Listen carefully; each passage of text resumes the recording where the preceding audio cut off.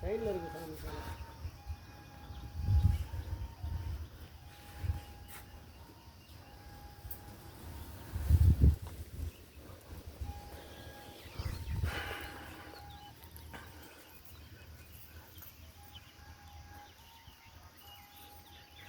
சுற்றி அடைச்சிருக்காங்க.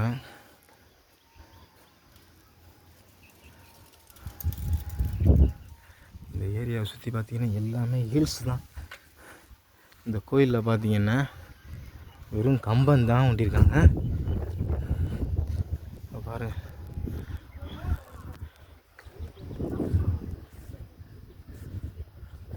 அழகாக இருக்குது பாருங்க. அந்த பக்கம் பார்த்திங்கன்னா கீழே பச்சையப்பன் சாமி.